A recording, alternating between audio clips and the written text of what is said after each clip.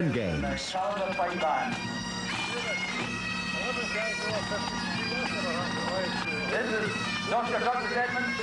The games, similar to many others in the Celtic lands of Europe, are based on the sporting activities of rural Scotland, practiced nearly 1,000 years ago to help keep strong, able-bodied young men in a state of readiness for battle.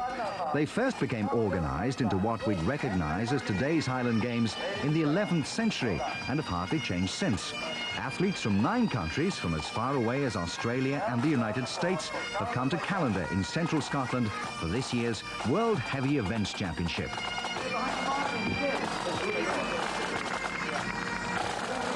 The athletes traditionally compete in kilts. The only problem is finding one big enough to fit their enormous girths.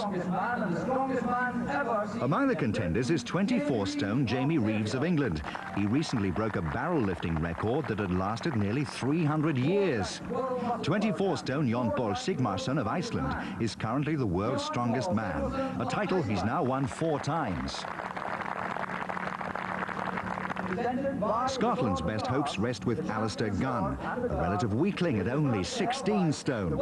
The reigning champion is allowed to display the sword and ancient targe or shield, and for the last 3 years, that honour has been held by 19-stone American Jim McGoldrick. Some friends of mine, about 10 or 12 years ago, first introduced me to the games, took me around to some of the professional games in the United States, and I tried my hand at the games back as early as 1978, and then got serious with the games about 1985.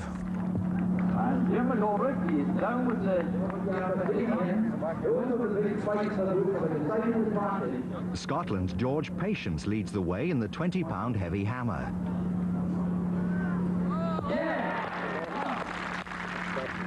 McGoldrick can only finish 7th.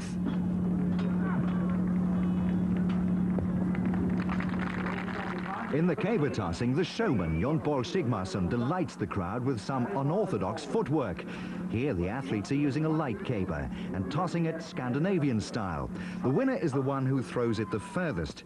In Scottish-style tossing, the caber is much heavier, and the winner is the one who throws it straightest. The light caber proves no problem for the world's strongest man, who beats McGoldrick into 2nd place by almost 3 feet. The next event is throwing a 56-pound weight as high as possible. Jamie Reeves wins with a championship record of 17 feet 5 inches. Jon Paul Sigmarsson shows what fashion-conscious Vikings are wearing under their kilts, while McGoldrick begins to improve after his disappointing start to the day. If you've ever had to run for a train carrying a heavy suitcase, you'll know how these men feel. In the murderous farmer's walk, the strong men carry 2 10-stone oxygen cylinders as far as possible. McGoldrick heads towards the second day 2 points clear of the rest of the field.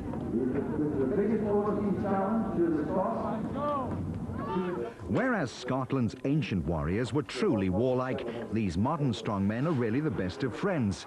At breakfast, they eat to keep up their strength, and here Jon Paul Sigmarsson reveals some trade secrets. Here in Scotland, I'll eat a lot of food I don't eat at home. A lot of bacon and eggs, and a lot of deep-fried food. I'll also eat a lot of creamed rice, which is very healthy and easy to handle. I'll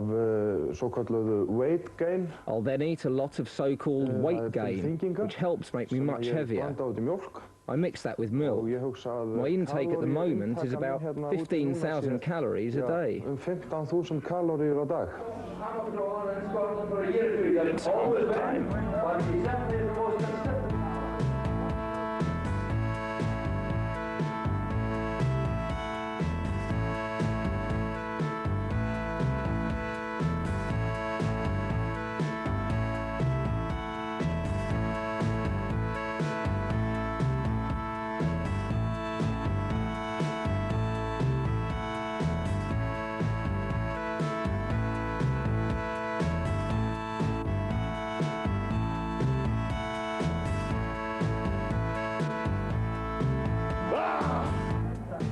On the second day, Arvydas Vegzda, Lithuania's strongest man, is impressed by what he's seen. This is the first time anyone from my country has taken part in these Highland Games, and it's a great honor for me. The atmosphere is very friendly, and the games are very interesting. When the letter came inviting me to the games, I thought it sounded good. But reading about them is one thing. Seeing them with my own eyes is something else. I'm enjoying it, and I hope they will enjoy them back home, as I'm going to try and popularize them back in Lithuania. This game's very good. While he's learning the ropes, the experts are carrying out another tradition, toasting the heavy caber. With 2 events left, McGoldrick is still fighting to retain his title, and victory in the caber toss puts it within reach.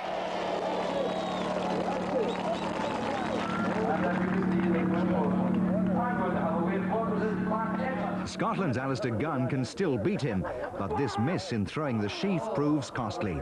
McGoldrick takes his time. He's already had 1 missed throw, but knows that a clear attempt now will stretch his reign for another year.